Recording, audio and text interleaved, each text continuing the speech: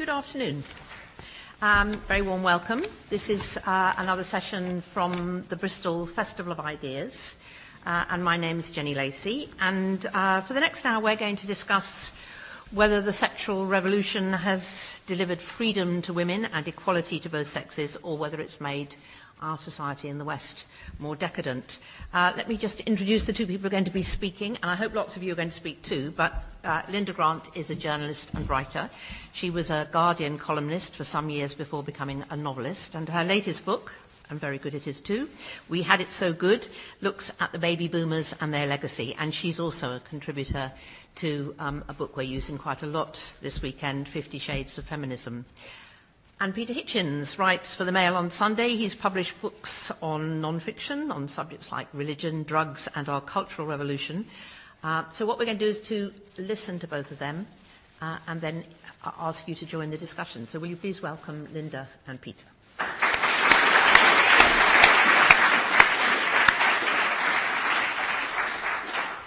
So I thought we would start, because it would be useful, I think, to all of us, with a definition of terms. So what does Linda and what does Peter think the sexual revolution was? And then we'll move on to whether we think what are the good bits and the bad bits, if any.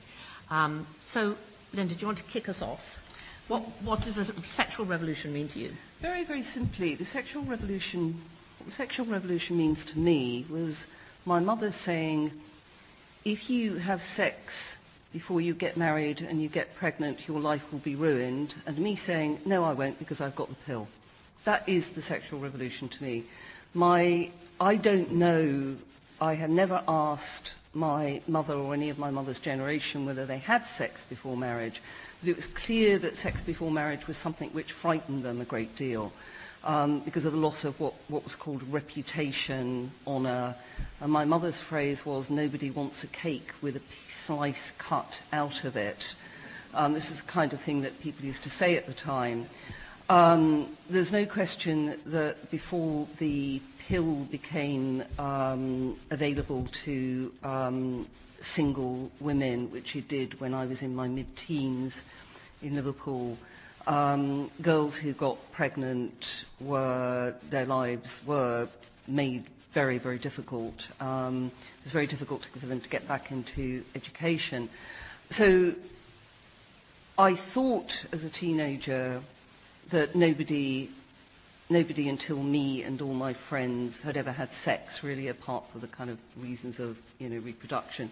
Obviously that was wrong, but certainly if my mother's generation were having sex before marriage, they certainly weren't talking about it.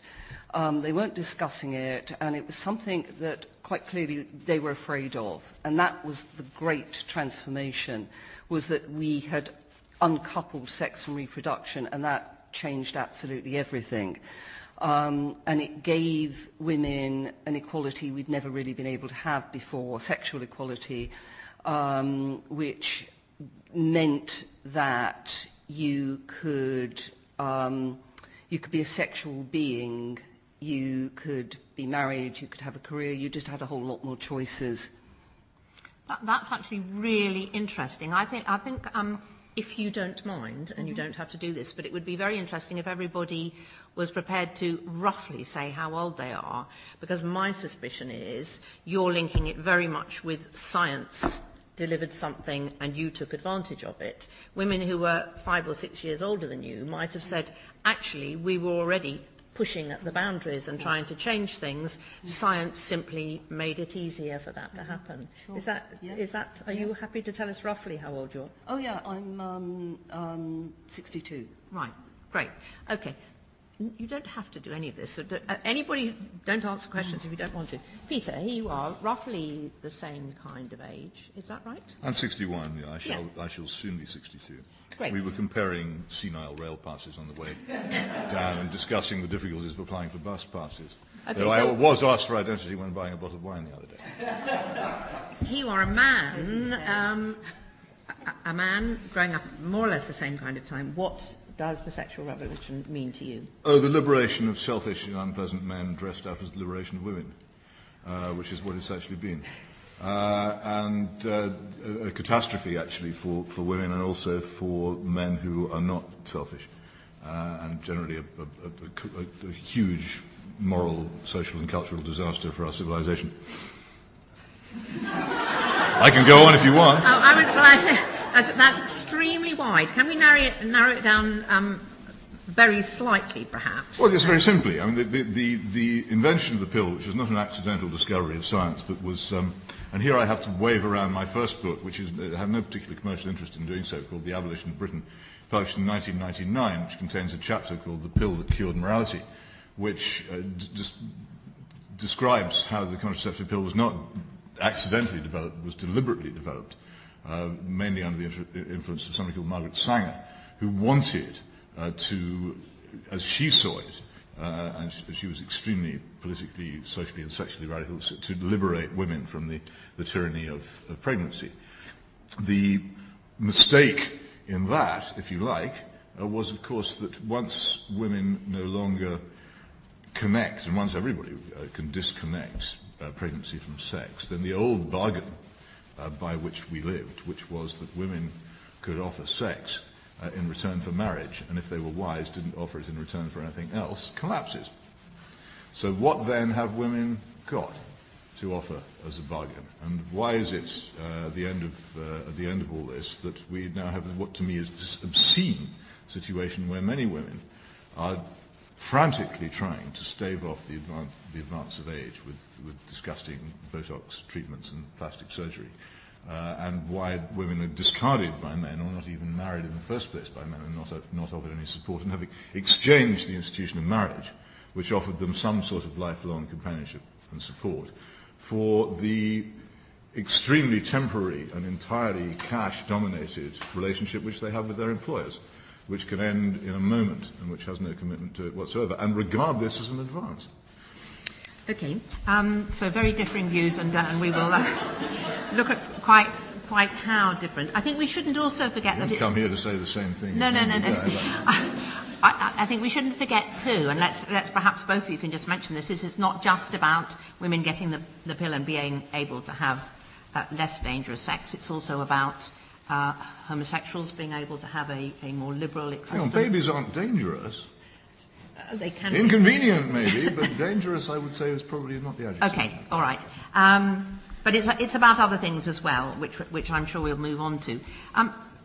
Linda, let's look at the pros and cons. You've talked about the great pro, the great liberator view. Do you accept that there are any things that have come out of it that have been bad? Yes. I wrote an article for The Guardian just 2 weeks ago. It's the most positive response to any article I've ever published. I mean, there was almost no dissent from it. A lot of people contacted me and said, what a fantastic piece. And it was about really the backlash against the whole generation of men like Jimmy Savile and, all those other names, Stuart Hall.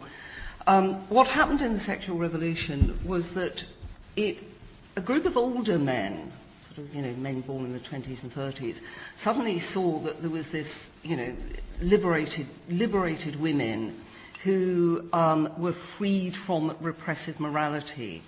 And you could touch those young women, often very young women, up. You could do anything you wanted to them.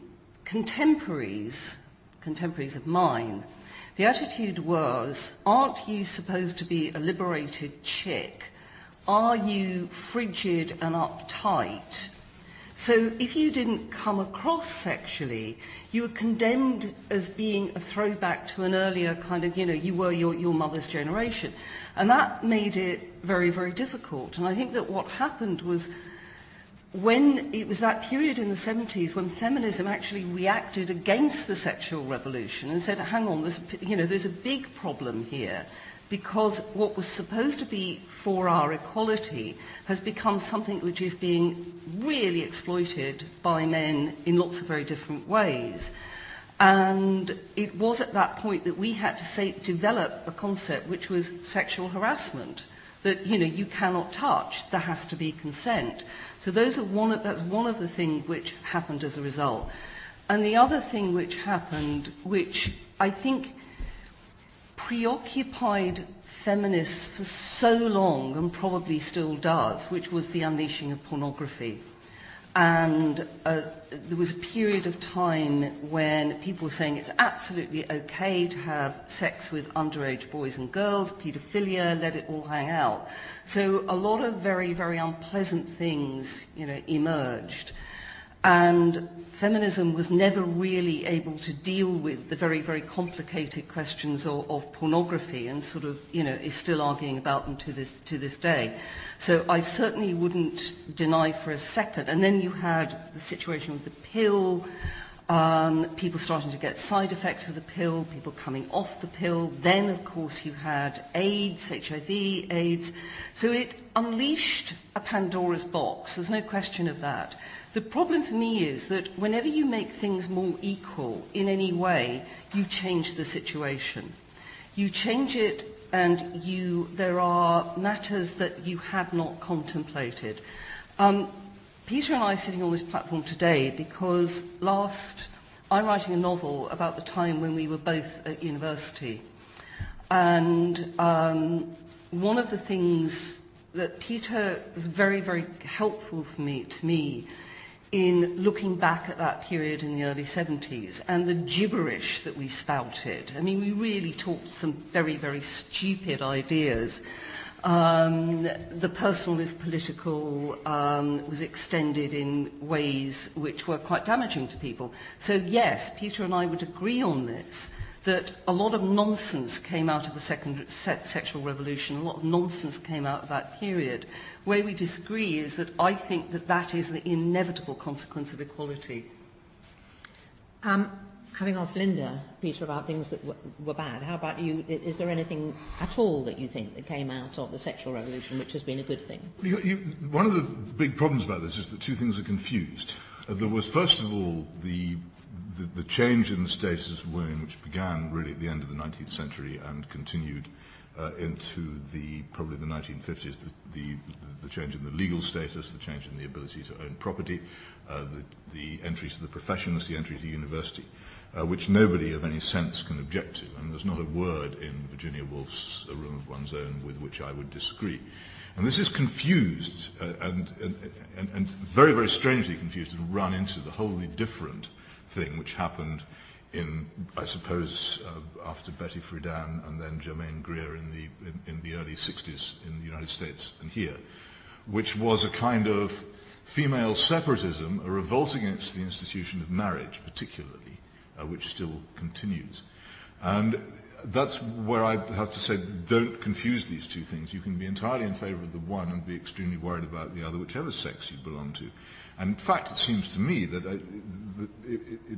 the effects of the sexual revolution on women have been much more severe directly upon women than they have on men. And the final result for society as a whole is that the institution of marriage has effectively collapsed, which will have much more dire results as each generation succeeds the other, because the main effect of that, of course, is on the children, who would previously have been brought up in stable marriages and now are not being. So in terms of good, there's nothing good to me in this revolution. Also, the other thing about it is we tend to associate it with the 60s and 70s when Linda and I were at university, because that's when it appeared to happen. But in fact, this was the result of moral changes which had been going on far longer than this. And Margaret Sanger's thinking goes back into the era of the First World War in the 1920s. People in Edmund Leach, who's everyone's forgotten, who gave the great Wreath lectures in the early 60s, denouncing the institution of marriage.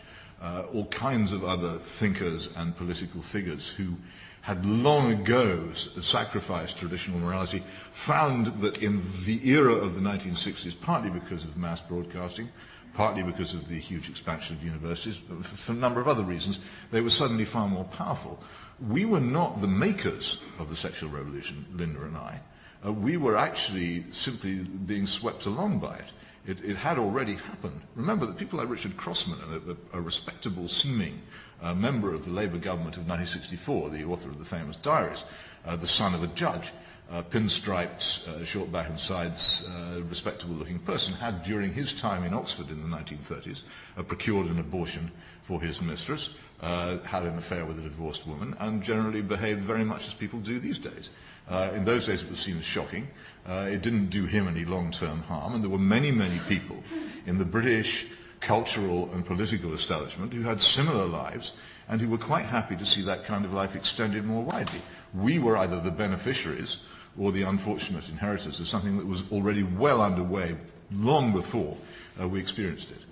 Let me suggest something to you that might be a good thing for both men and women, and that was that really we were the generation which found out about sex and how it worked. It was talked about for the first time. It was written about. It was women were able to find out about how their bodies worked, or indeed encouraged to find out how their bodies worked and how they could react to sex and frankly have a better time while they were having sex. I'm not suggesting for a moment that no women had enjoyed it before the 1960s, but was that not a good thing? I can hear the laughter of my mother at what you're saying. If she were here now, how she would laugh, how she did laugh at the pretensions of our generation to have discovered sex. I promise you. No, I'm not suggesting we discovered it, but we were able to talk about it, and it empowered a lot of women. She was able to talk about it too. This is not something that was suddenly discovered. It's not. It is. Absolutely not. It's just, I think it is, because I think that, my parents came from a kind of a generation which had arrived in the middle class within their own lifetimes, and for whom respectability was incredibly important. Well, you could say the same about my mother. Well, but let's talk about let me ask you. In many ways, but I mean, just an example. Linda quoted this thing her mother said to her about the cake with a slice cut out of it. Well, you presumably read Richard Hoggart's Uses of Literacy, which everybody should read anyway, originally entitled The Abuses of Literacy, and quite rightly so, given what has happened to the use of literacy in this country. But one of the things which he notes is all kinds of phrases that people used in the poor streets of Leeds at the time when he was writing it in the early 50s, and the exact equivalent of your mother's remark about the cake is not the excuse so much as the way in which a bit of mild adultery was acceptable, because a slice off a cut cake will never be missed. This was common too. Honestly, the 60s generation did not discover sex, nor did they discover sexual misconduct. They just made it into a rule rather than an exception. Okay, I'm talking about sexual enjoyment though, and for a lot of women, I think they did for the first time. If they didn't come from a kind of family where sex was talked about, they were able to access magazines, information, all kinds of ways in which they were able to, well, let's put this to Linda and let me ask you the same question, in which they were able, hopefully, to have a better time. There was a very important book which came out when I was at university called Women, Our Bodies, Ourselves. And it was a sort of really, it's kind of really landmark book at the time, which has possibly been forgotten about now, possibly because I don't know, maybe it's not even considered necessary. But I remember it actually explained our bodies to us in ways that nobody had ever told us before. I mean, when I had sex education at school, it actually was about fruit flies. And I remember just before the bell saying, I don't understand how the sperm gets to the egg. And the bell went. And I saw the kind of look of relief kind of passing across her face. So I think there was a kind of very, very strong levels of ignorance, real ignorance about our own bodies. There was nothing in the media which would have educated you. So unless you had somebody telling you that stuff, it was actually very hard to find out about it. And the thing about this book, Our Bodies, Ourselves, is, somebody bought one, it was kind of passed from hand to hand, and we were all kind of sitting there with our kind of mouths open, sort of reading about our own anatomy, which seems kind of completely extraordinary to me now. And I remember we had a sort of consciousness-raising group. I think we actually did use that phrase for it. And people, imagine this group of 19-year-old girls with our kind of hair parted in the middle, and our Bieber lipstick and our Laura Ashley long trailing dresses, saying, what is an orgasm exactly? Does anybody Does anybody think that they've had one? You know, what's it? I mean, we had this conversation about orgasms, which was, I can remember it to this day, because I think we were so very ignorant, and part of the problem, my recollections of sex in that, you know, in that period of my life, was that we knew that it was a good thing, and we were supposed to enjoy it, but we weren't sure that we were enjoying it, and that it took quite a long time to enjoy it. And so we were on this kind of extraordinary voyage of discovery in which people were talking about things which had never been talked about before. I mean, I do certainly think that there was a kind of, you know, there's a transitional period in which I remember a man saying to me, the sexual revolution, that's a men's arrangement. And it was really seen as for the benefit of women, that women could no longer give you an excuse to say no to them. And I think that the sort of tipping point in the sexual revolution was the realization in which he said, actually, we have the right to say no. And having the right to say no is as important as the right to say yes. So it's a kind of complicated beast. Peter is right. Those of us who were teenagers in the 60s and early 70s were not the people developing those ideas. I mean, we were not. It was a generation older than us, and we were the beneficiaries of those pioneering people. So, yeah. You were also their exploitees. Yeah. Why were we exploited? I don't understand. Why would those people, why would somebody like Betty Friedan have been exploiting us? Well, she wasn't. Right. But the blokes were. The blokes were. That is absolutely true. The blokes were exploiting us. The older men in particular were exploiting us. I don't think there's any question of that. But that was the next stage in the sexual revolution, the understanding that we were being exploited, and deciding this is something we're going to do something about this. And, you know, I mean, I've written about this. I remember being in a situation which I described to Peter in some detail on the train, and saying the next morning, I just had this awful experience with somebody I knew, a graduate student in English, whom I was sharing an office, both of us doing doctorates. And I was saying, it's the worst sex I've ever had. And she said, that wasn't bad sex, it was rape. And it was the first time that we started to identify that rape was not something that was done to you by a stranger. Could be done to you by somebody you knew if there was no consent. And if not only was there no consent, but you've been saying, stop doing this. And that was another of those revelations. No, go on. I was simply going to say that it's not just about something that happened, the sexual revolution that happened. We're not just talking about something that happened and what happened at that moment, but surely the important thing is the effects as it goes down through the generations. Would you accept, Peter, I don't know whether you've got daughters or nieces, or that hopefully one of the things which has got better now is that we would hope that young men and women, and my observation would be that hopefully this is the case, generally speaking, are having better both emotional and sexual relationships in terms of equality. I have no idea, but how would one find out? I'm much more concerned about the destruction of one form of civilization and its replacement by a almost unlimited chaos. I think the fundamental purpose of the relationship between a man and a woman is the procreation of children and the rearing and nurture of those children. But wouldn't and once that stops happening, then everything else seems to me to be secondary. Okay, but if the relationship was better between the man and the woman, and let's accept that there were deeply unhappy marriages in the past, so that is it not better for children to be brought up by a man and a woman who have an equal relationship, who've gone into their relationship knowing more about each other, who are sexually compatible and are generally happier? Yes, but I dispute the idea that somehow or other the concept of equality between husband and wife emerged only as a result of feminism. And I brought this here specifically to make this point, that this is from the Book of Common Prayer, written mainly by Thomas Cranmer in 1549, and the description at the opening of the marriage service of what marriage is about. And it's thirdly, I won't go into the first and second, it was ordained for the mutual society, help and comfort that the one ought to have of the other, both in prosperity and adversity.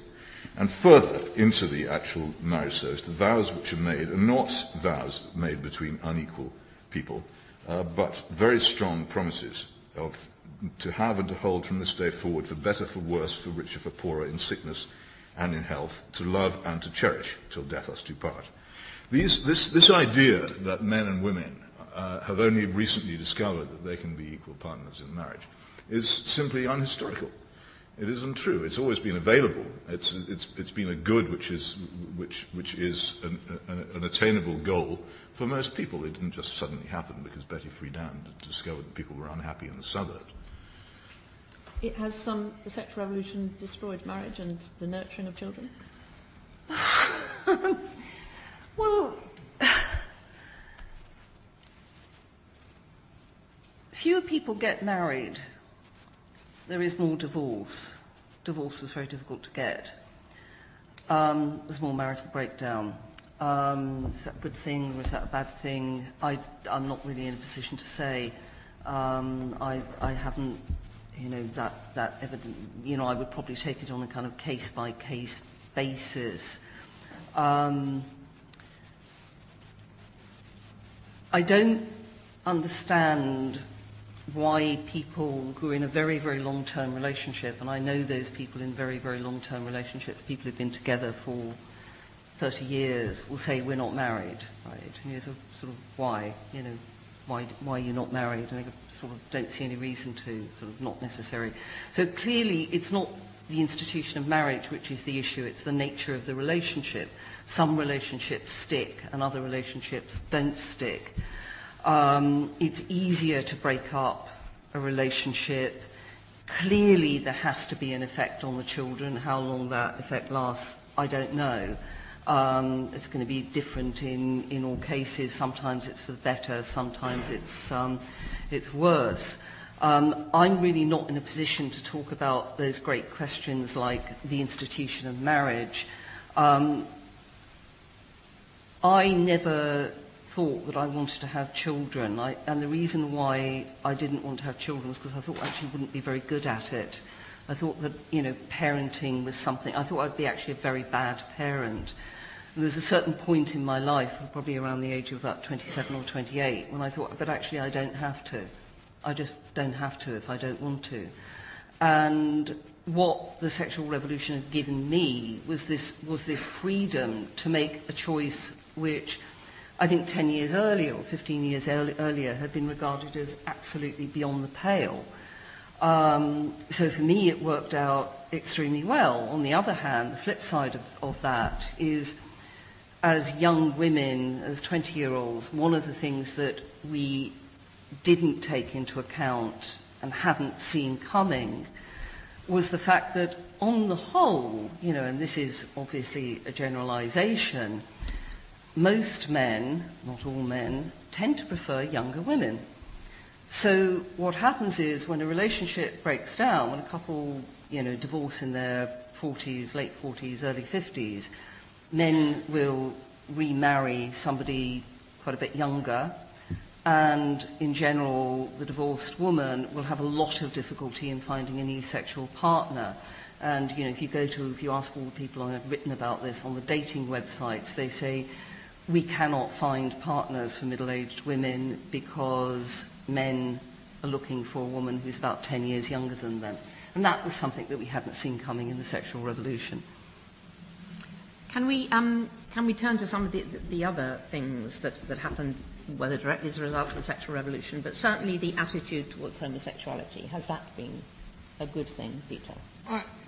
Of course, it's far better that the original law which was abolished in 1967 should never have been passed in the first place. It was never anybody's business what people did in private in their own bedrooms. But it's not really connected. It doesn't really have any organic connection with the relationships between men and women. And it's an extraordinary marginal issue of almost no significance in this debate, affecting very, very small numbers of people who, as or best left alone. But it really is not the point. I don't agree.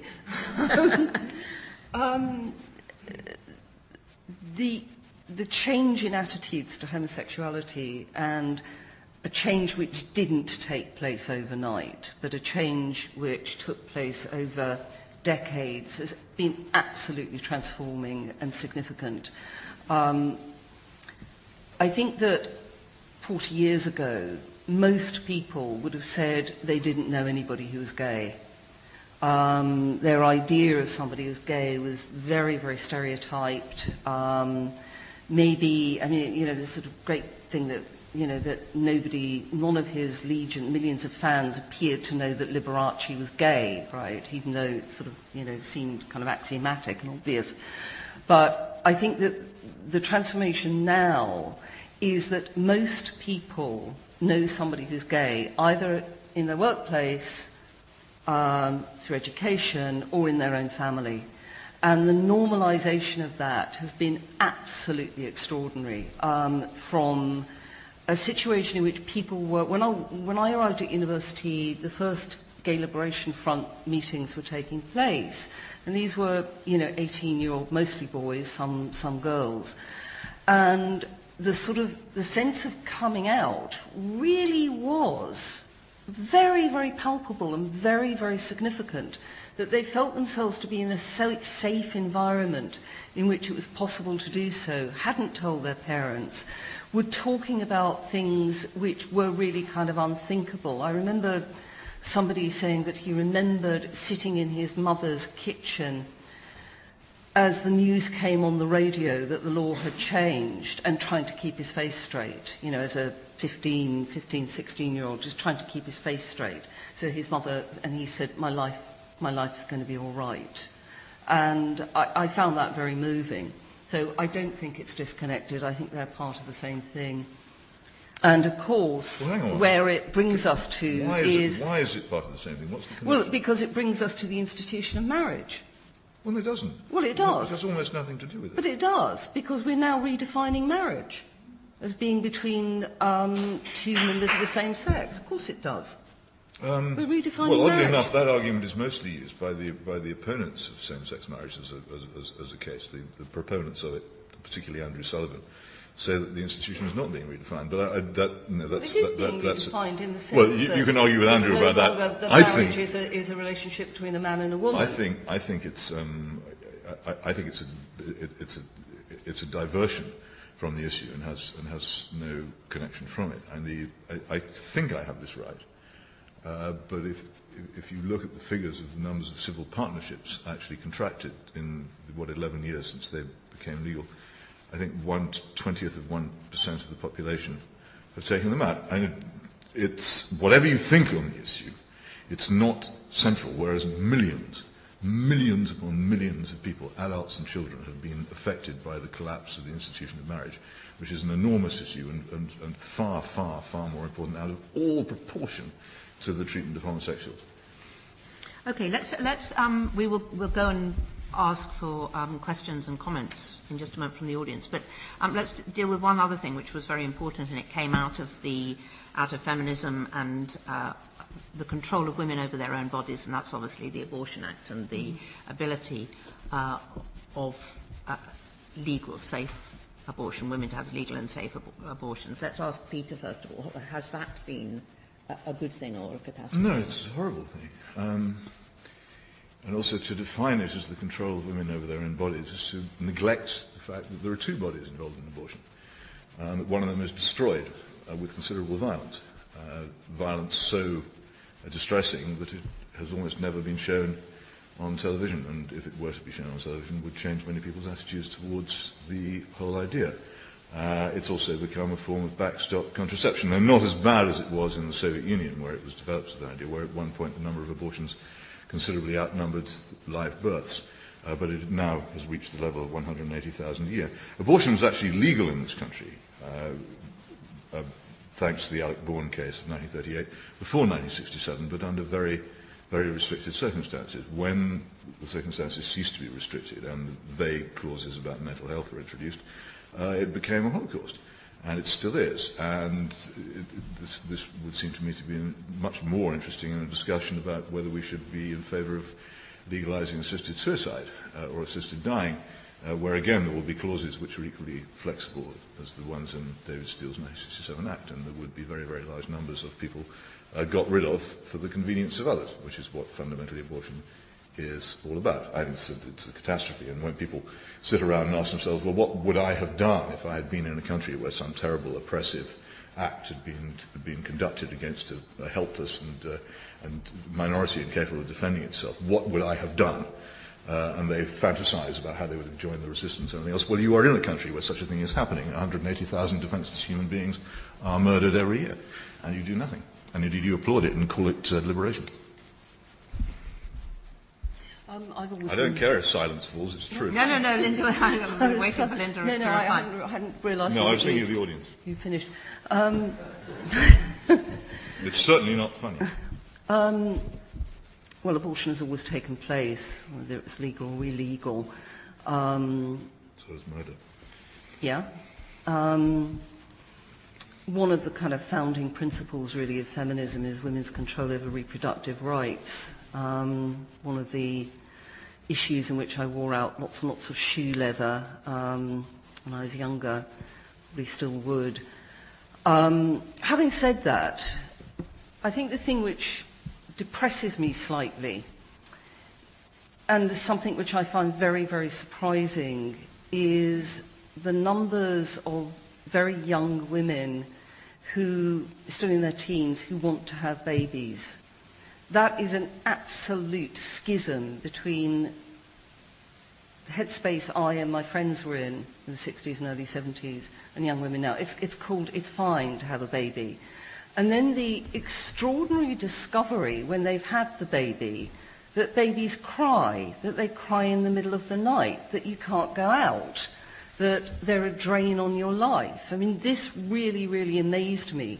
Whether the pregnancies are accidental or planned, I don't know. But I am concerned about the lack of take-up of contraception, that the take-up of contraception is not as good as I think it ought to be. Right, let's get some questions or comments or anything else from the floor. Can we go to... Yes, don't worry, we'll come to you, but can we go first of all to, there's a woman in the back row. Can we have just anybody else who wants to say something or something? If you put your hands up, then we'll know roughly how many people there are, and so somebody else. We go one, two, and then come to the front. Yeah, I wanted to ask you really, I think to some extent, Peter's right that actually it's not about science changing women's status, and this is something that changed before, but also that any country that you look at in the world, women still have a status which is subordinate to that of men. And so clearly there's something else involved. And I work with lots of teenagers because I work in a sixth form, and actually it's an attitudinal thing. I don't think they're focused on sex anymore really as being a source of inequality between them. I think they've got their heads around that. But certainly the attitude towards what they expect from their lives and what expectations they have for themselves is still significantly different between the girls and the boys. And I think it's a bit like saying that, women will be liberated when there's childcare in the workplace. Yeah. Childcare is not an issue for women, it's an issue for parents. So it's slightly missing the point, I think. And I wonder if, given that we are now where we are, and the sexual revolution, whatever it is, has happened, what would each of you like to see happen now? Peter. I would like to see the discouragement of marriage by the legal system, the political system, and our culture cease. I'd like divorce to become harder. For instance, it is amazing to me that the 1969 Divorce Law Reform Act has never been reconsidered since it was put through. Nothing has ever been done to amend it or lessen it. And it makes, for instance, absolutely no distinction in allowing divorce between a couple who have children and a couple who have no children. None. Which seems to me to be quite astonishing.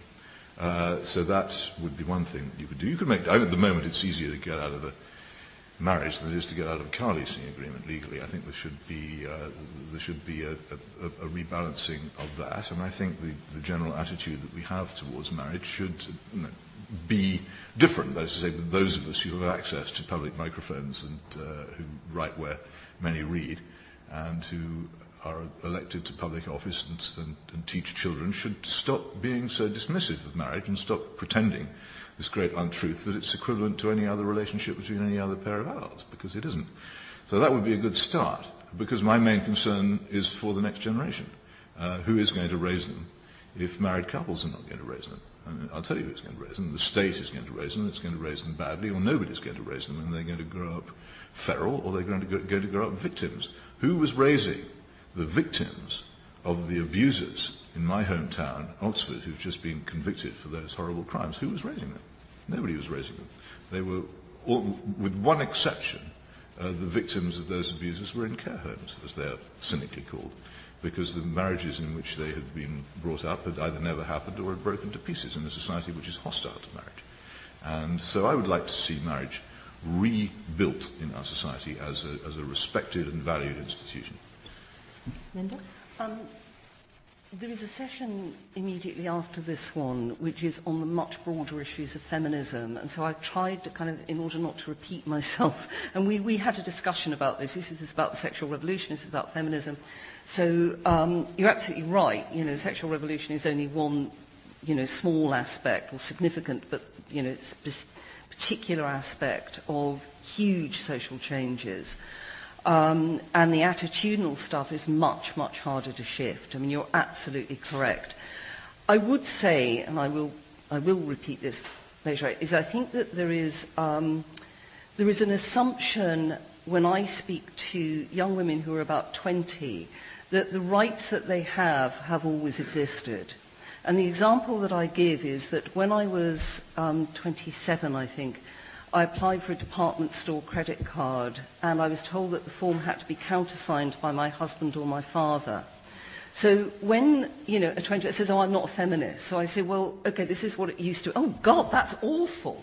So there is a sort of an assumption that a whole series of gains which were made over a period of time, over a historical period of time, were somehow, this was what the world was always like. And I think in some ways, young women are more advanced in the sense that they take that stuff for granted. I think the thing which has really depressed me more than anything else is what I would call the pinkification of the lives of young girls. This oppressive sort of, femininity that everything has to be pink, the division between what girls are supposed to be, what girls are supposed to like and what boys are supposed to like, and the way it gets pumped and pumped and pumped into our culture is very, very difficult to defeat. Thank you very much indeed. Right, one there, and then we're going to come right to the front, and then we'll go to the back, two more in the back row. Hi. Peter graciously concedes that there's a number of other areas of women's rights, like economic rights and such, which he doesn't have any complaint about, but he seems to be exercised about the sexual revolution, women's sexual rights. But as any fundamentalist patriarchal religion across the world will know, if you control a woman's sexuality, you control the woman irrespective of anything else. What I'm trying to say is that was the sexual revolution perfect? No. It's still ongoing. You can still hear the clash and grind of gears. Was it necessary? Absolutely. It was absolutely necessary. For 2,000 years or more, women have been crapped on from a great height, frankly. And it just had to change. It has to change, and it is changing now. And my attitude is that to come out with pseudo-religious justifications such as the main point of a relationship between a man and a woman is to procreate and to raise children is just yet another way of trying to control, retrospectively, women's sexuality. I think my job is to, as a man, is to not get whining man syndrome, which seems to be an epidemic of at the moment, and just accept that things are changing and things are different, and to just get out of the way. Women need to make their own mistakes, and I don't mean that in a pejorative or negative way. They've had too long men making their mistakes for them, and I think the sexual revolution was great. Lovely, thank you very much indeed. I don't think that probably requires an answer. We've got quite a few more. I think it does, actually. Oh, right, go on. If you permit me. There's nothing gracious about or concessionary about my support for the equality of women in law and the profession's education, it's a firm belief of mine, nor is there anything pseudo-religious about my position. It is religious and firmly religiously based, and I'm not in the least bit ashamed to admit it. And as for the other point about the sexual revolution, yes, it has been great. It's been great for the selfish, it's been great for the callous, it's been great for those who don't care to raise children, it's been great for those who would rather kill somebody than look after them, it's been great for somebody who'd rather abandon a relationship than make it work. It's been great for all kinds of unpleasant, greedy people, and it's been a big feature of the century of the self, which was inaugurated really in the 1920s and still persists. And it is fundamentally about me, about what I want at everybody else's expense. It's a feature of a much, much greater revolution, a revolution of selfishness and of self-indulgence as opposed to altruism and selflessness and self-restraint. And that's what fundamentally it's all about. Thank you. We've got one here, and then we're going to go two to the back and then one at the side. Two very quick points. I was raised by a feminist. My mother was a kind of suffragette type feminist, and I was very excited. I'm a bit younger than you. I was very excited when I went to university that I could get anywhere and be anything and do anything. I now mentor business leaders in this region, small, medium and large-sized businesses. Of the CEOs and managing directors that I work with, 99% are men. I struggle to find women to put in my group. Don't know why that is. Second, really quick point. I read Our Bodies, Ourselves, thought it was great. I wonder why women today don't seem to know anything about their bodies. It's not taught, as far as I know, in school. Recently on Facebook, there was a picture of a vagina with all the parts named, and it was banned by Facebook as pornography. However, lots of pornography is allowed on Facebook. So how has anything changed? I think we've gone backwards in terms of our self-knowledge as women and our awareness of our reproductive systems and all that stuff. So quite disappointing. Thank you. Okay, thank you very much. Do you want to come back on that one quickly? The issue of pornography, which we've touched on, is the most vexatious problem to me of the sexual revolution, because it unleashed things that we knew nothing of and didn't want to know anything of. One of the things that I now realise is that young people, both male and female, find out about sex and porn. I hadn't realised that. I have asked my nephew about these matters, and he said, yeah, because you can see absolutely anything on the internet. So you just have to be in your bedroom, and you are exposed to what is essentially degradation of women. And that is the most terrifying, to me, aspect of the sexual revolution. And I have no idea, and nobody else knows what to do about it. Whereas Peter is concerned about the collapse of marriage or the dignity of marriage, what I'm concerned about is an entire culture in our bedrooms or our living rooms or whatever it is, who are fantasizing over little girls or whatever, or cutting up women's bodies. I mean, extreme violence. The imagination is the only limit and the boundary. And, we came from this, this era of being anti-censorship, and so we don't know how to deal with it. But more than that, we actually haven't got any mechanisms for dealing with it. In America, it is illegal to download pornography from the internet, obviously, but it is not illegal for ISPs to host a website on which they appear, because that is freedom of speech. But if I could just say some small thing about this, pornography is, or if anybody were rational about this rather than emotional, is a tremendous argument on my side. Pornography is, of course, the ultimate expression of selfishness. The other person ceases really to be human and simply becomes a toy to be handled by the other person, by the user. The experiencer of pornography does not view the object as a human person or an equal.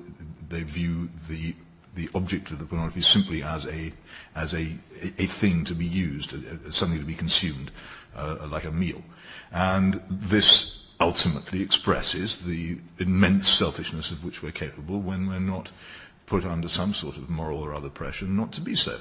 And it is, again, a feature of this century of the self in which we live, as much of the sexual revolution is. And it's a problem for the sexual revolution because they have nothing whatever to say about it. I can say to you with complete certainty that the examination, the use, the watching of pornography under any circumstances is morally wrong.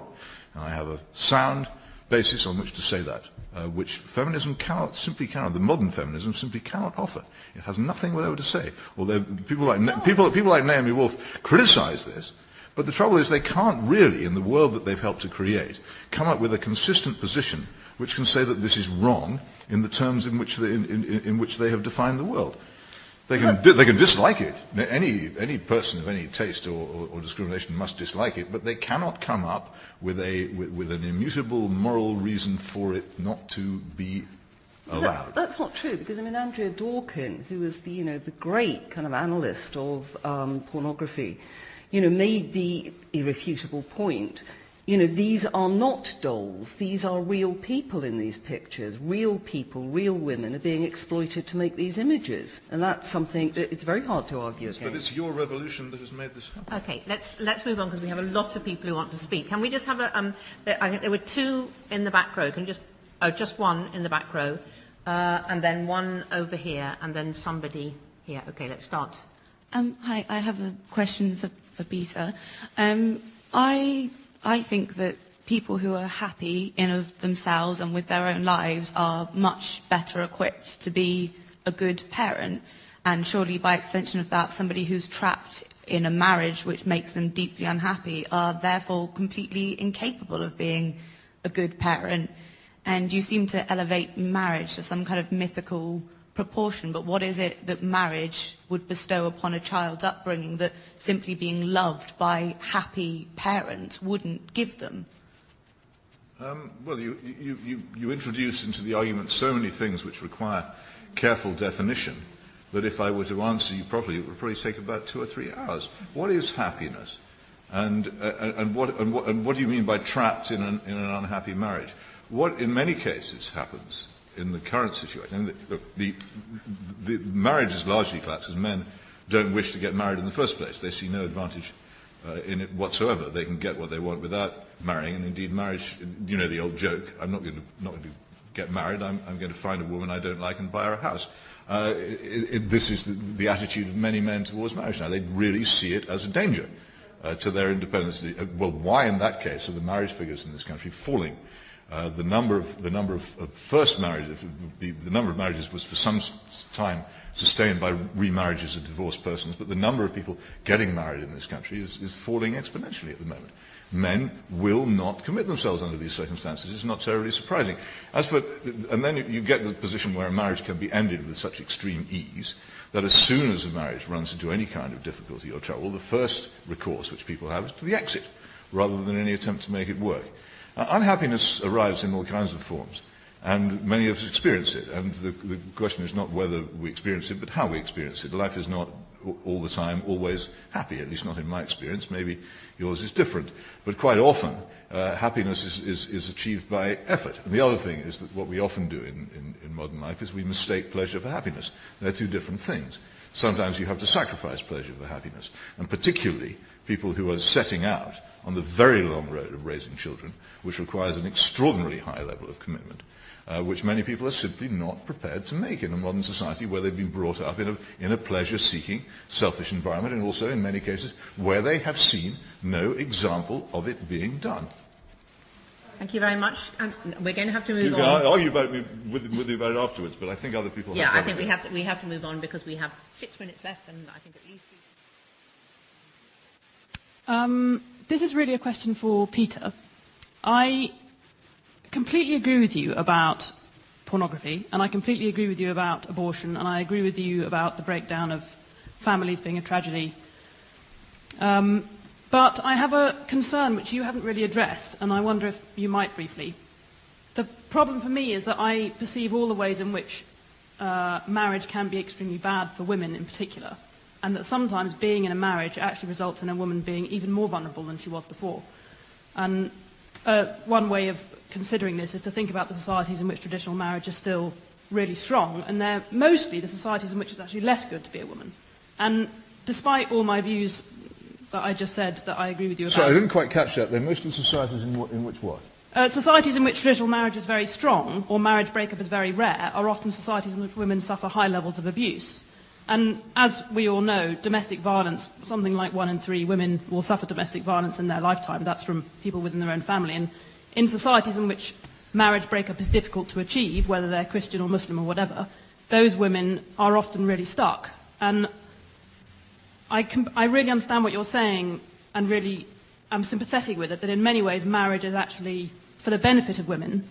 But I think it's also really complicated when you look at the world today. The countries in which it's best to be a woman from all kinds of points of view are the countries in which marriage is actually quite weak, whether it's like here, where there's still a certain amount of respect for marriage, or even somewhere like Sweden, where people hardly marry at all. Okay, thank you very much indeed. I think that's well made. So here is the thing. In defence of marriage, it can, if we make marriage stronger and more difficult to get out of, does it make women more vulnerable within marriage? Well, I'm not a utopian, and I don't believe that anybody can offer or should offer or attempt to offer perfection to anybody. In the end, it's a matter of what you choose. But I think the idea that women outside marriage are not vulnerable to and do not experience abuse is simply false. And an acquaintance of mine made a study of a journal called the Family Court Reporter, which records all the cases, many of them unnamed, of domestic violence in this country. And he found that in households where there were, and this is very common in the poorer parts of our country, households where there were women living with a series of boyfriends, compared with homes where there were stable marriages, the amount of abuse, both violent and sexual, was approximately 32 times greater in the households where there were serial boyfriends and the houses where there was stable marriage. So the idea that marriage is somehow a prison in which women are condemned to violence, and non-marriage is a wonderful, free city of love and justice in which no women are ever abused, seems to me to be fantastic and entirely false. But I happen to believe, I mean, I don't know what countries you're thinking of when you say when marriage is strong. My belief is in Christian marriage. I'm not a Muslim, and I don't particularly sympathize with the Muslim attitude towards women and don't recommend it. So I don't quite know which countries these are to which you refer, where Christian marriage remains strong and inviolable. Perhaps you could direct me to one, because I am thinking quite frequently of emigrating these days. I think we have to leave it there. Thank you very much. Yes, we have one here. Yes, hi. I just wanted to ask, you said earlier, women offer sex in return for marriage. That was one statement. Women offer sex in return for marriage. That was one of your statements that you said. How is that different from the statement that marriage is legalized prostitution? How they seem quite close. And there was just one other thing that you said earlier. So that's the first point about marriage. And the second thing is about work or professions, because you talked about the so-called first wave of feminism, and you mentioned the right to vote and to be able to inherit property, and you added to that category for women to be able to enter into the professions. And you said no civilized person would disagree with any of that. But surely you do disagree with that, because how can a woman enter into the professions and look after her family? You want women to look after their children. How can she do both? Okay. Now, I have been married and I've never visited a prostitute, so I can speak with knowledge of one and with purely theoretical knowledge of the other. But it seems to me that the relationship between the man and the prostitute is purely one of cash. She does what he asks or what he instructs. He provides the money. In marriage, I think there are many, many other elements. It is not purely a cash nexus. I think you might grant that. So the difference lies fundamentally in the. I would read the entire marriage service to you, because though I'd probably burst into tears while doing it. But it is an amazing statement of mutual of mutual love and trust, which prostitution absolutely does not contain. If you wish to denounce marriage in those terms, I can't stop you. No doubt there are marriages in which the husband is extraordinarily exploitative and cruel, and I wouldn't in any way attempt to deny the fact that that is the case. But I do not think that the institution itself is designed to achieve that, or that those who behave in that way are honouring it or behaving as they are supposed to, nor do I think that when marriage was strong, it was the majority form of behaviour in marriages. Your second question about professions. Of course, I believe very strongly that the raising of the next generation is an honourable, responsible task, probably far more important than anything most men will ever do. And I'm very tired of the way in which, and it has been a strong feature of modern feminism, I'm very tired of the way in which it has been so frequently denigrated and spoken of as being chained to the kitchen sink, as if houses contain nothing but a kitchen sink, and education is somehow wasted on the upbringing of children, because it is absolutely not. The more educated you are, the better you can do it, and it is a fantastic and an enormous task. But that doesn't mean that those women who prefer to take up a profession cannot do so. It just means that there should be a reasonable choice for those who wish to remain at home and raise their children. They shouldn't be discouraged either by the general culture or by the level of regard given to them, nor by the tax system, nor by any other intervention of authority. At the moment, those women who wish to stay at home and raise their own children are penalised enormously in many, many ways, which I won't go into. So really, only either the extremely courageous or the very wealthy can afford to do it. So it's not a matter of saying you must do this. I think people should be free to do either. In our current society, you're free to do the one, but you're very heavily discouraged from doing the other. Lovely.